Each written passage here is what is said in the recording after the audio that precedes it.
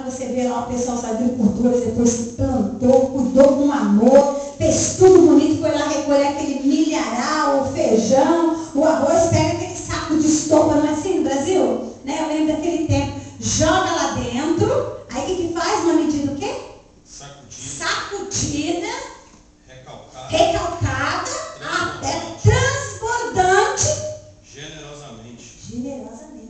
Você imagina um saco, coloca lá dentro, chacoalha bem para chegar até o fundo, não é assim? Aí bate lá, né?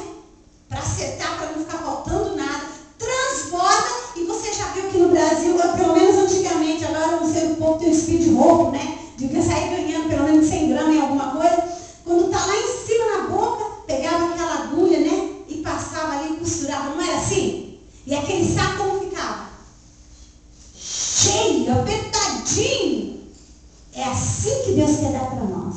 O quanto a gente der a Ele, nós confiarmos, o Senhor vai devolver, porque Ele não fica devendo nada. O nosso coração, aquilo que fazemos de coração, a nossa oferta, o nosso louvor, a nossa adoração, a nossa obediência, o nosso carinho com as coisas de Deus, o nosso ministério, tudo, a Bíblia diz que tudo que vier das tuas mãos, faça bem.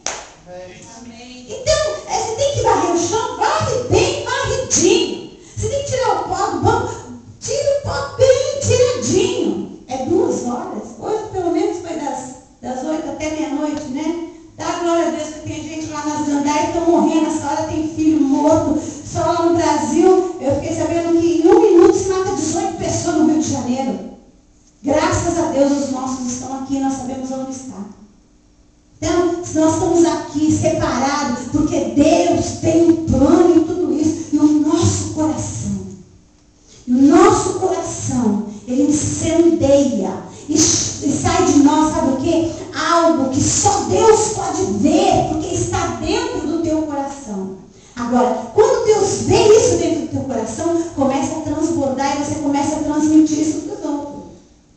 As pessoas começam a ver. As pessoas vêm te visitar aqui, elas veem toda atitude. Vê o menino aqui colocando som com boa vontade, vê